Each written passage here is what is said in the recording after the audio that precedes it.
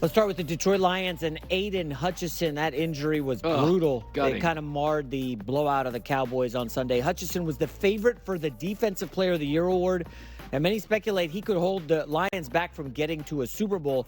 Head coach Dan Campbell vehemently disagrees. Well, I mean, we can stop playing. You want to just end the season now? We can do that. Let's just call it up.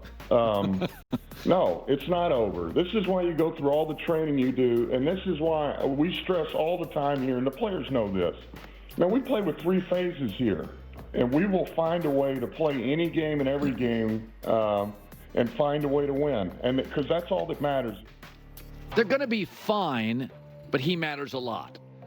He matters a lot. We've seen 2 moves yesterday at the trade deadline on our show.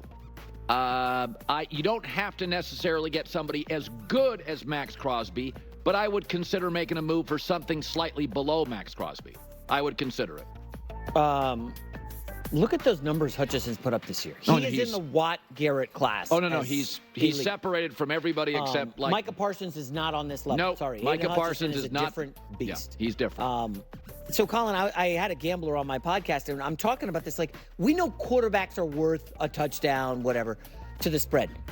Can you quantify what you think Hutchinson's worth to the spread, if anything? Maybe he's not worth a point, maybe a quarter point or something. Well, I don't consider him in betting terms.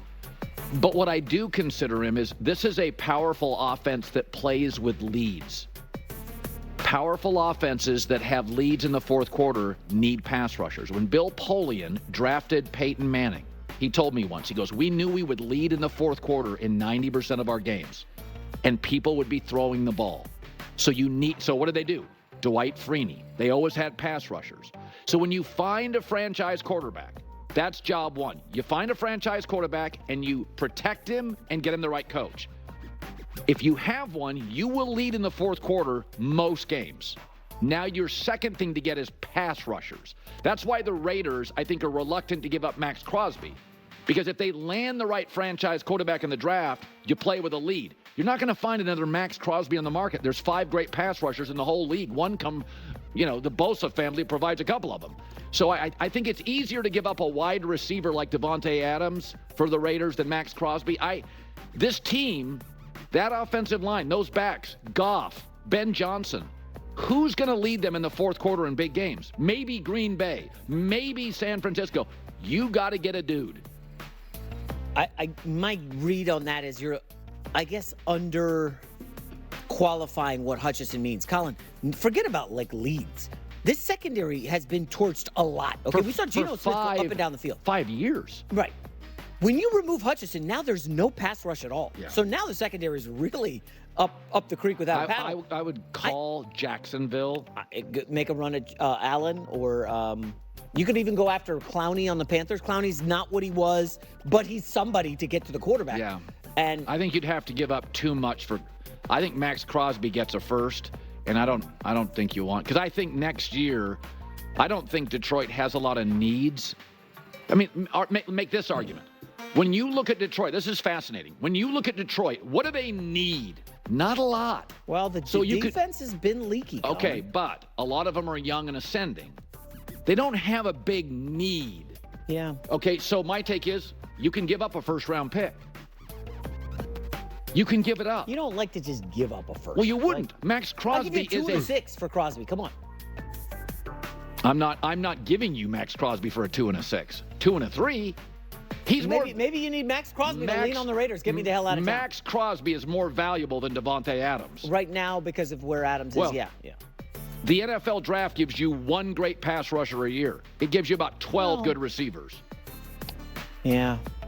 The Lions have to do something. I'm sorry, Dan Campbell. I got to disagree. I think the Detroit Lions have drafted so well with Holmes, the GM. They can give up a first-round pick. They don't have an absolute need. They got their tackles. They got their weapons. They got their quarterback. It's a okay quarterback draft. You're not going to go replace Goff or any of these guys in the draft. Give up your first rounder and go get an elite 3-year pass rusher. And when Hutch is back, you have 2. Yeah. So I actually wholeheartedly agree with Colin Cowherd 100%. Now, let me first say this about the Detroit Lions. and, losing Hutchinson, it's obviously a big, devastating injury, right? That honestly goes without saying. If they did nothing, right? If they did nothing, I still believe that they have a chance to win the Super Bowl, right? I think that they are that good. But you will obviously not be as good as if you had Hutchinson, right? Like it's just the reality of the story, right? If you're at 100% and you take away Aidan, you now drop down to, these are made up numbers, obviously, 95, 90, whatever it may be. So when you have someone like Aidan, your margin of error gets bigger. You're more resilient, right?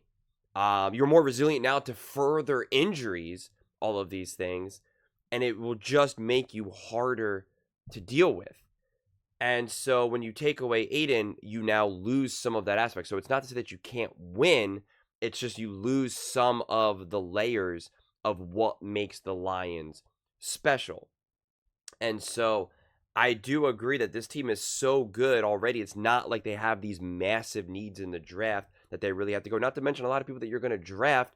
This team is already now like going into their maturity, into their prime in terms of how it's all constructed as a whole, like their collective prime together, right? You have the perfect combination of young enough receivers and running backs and an old enough quarterback who's been around, and you have that perfect collective prime where everyone's kind of like on a perfect level with each other. That some of these other pieces that you may draft, now you're gonna have to kind of wait for them to come along. So the draft becomes somewhat less important when trying to maximize the growth of this team, of the potential of this team.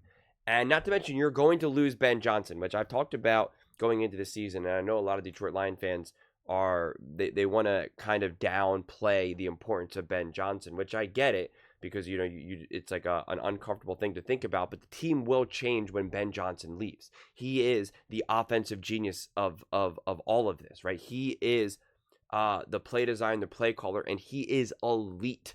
Make no mistake about it. And that's why I said before, go all in on this season. It's not to say that after the season you don't have chances to win and be competitive.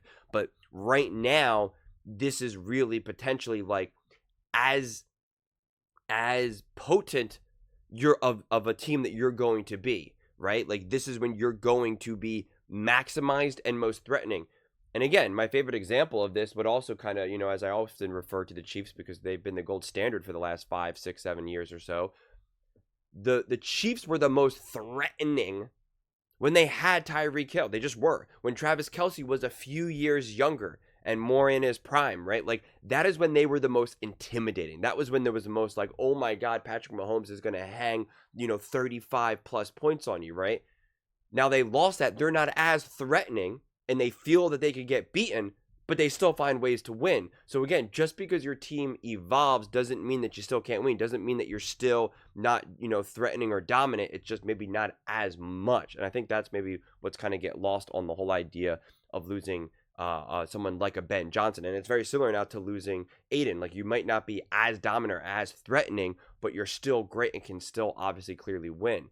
But I'm saying that as in terms of like, go all in on this year. Right, go out and make those moves. It is a devastating blow to lose Aidan Hutchinson, but go out and because like at this point, there's no difference between giving up a 2 and a 3 or 1 and a 3 if you have to. Give it up. If you can get Max Crosby, you go out and do it. That's just the way I look at it. Go all in on this year, and you win a Super Bowl. It's not going to matter if you gave up a first round pick. Do you think the Rams care that they gave up pieces to do some of the things that they needed to do? No, they won the Super Bowl. And I just think that that's the perspective that the Lions have to look at. Right, and it's a good problem to have. You're going to have Aidan and Max now? I mean, like, my God. that's going to be ruthless. So, to be clear, whether they do nothing, I still think they'll be great and still be a top contender. But I am definitely of the opinion of you have such a great team this season. You have no idea what the future brings. You have no idea. No one foresaw this injury happening, right? Next season and the season after, Jared Goff goes down, right? Amon-Ra St. Brown goes down. right? Any of the beasts of running backs go down. You have no idea. Ben Johnson leaves and they get off to a slower start because they're trying to figure things out with their offensive coordinator. Again, look at the Eagles in 22 having Shane Steichen. That team was rolling. They lose Shane Steichen and that team is now still struggling to figure stuff out. That is the reality of the NFL. And if you're a Detroit Lions fan, it's something that you have to kind of think about. And if you're the GM and the owner of the Lions, it's something that you have to think about. Believe me, they're aware of it. They understand it. So it's like I can't encourage enough.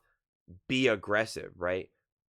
Pounce when you can. Take advantage of the opportunity that you have right now and the team and the coaching staff that you have right now. Because this idea of, oh, well, the next 2-3 years, we're still going to be a great team. We don't have to worry about that. You don't know what that future brings, right? It is a very real possibility. Week 3 next year, Jared Goff goes down, right? And then your season is obviously completely compromised. Like all of those things in the realm. So this idea that you always want to like, well, no, we got to think of the future or next year, the year after.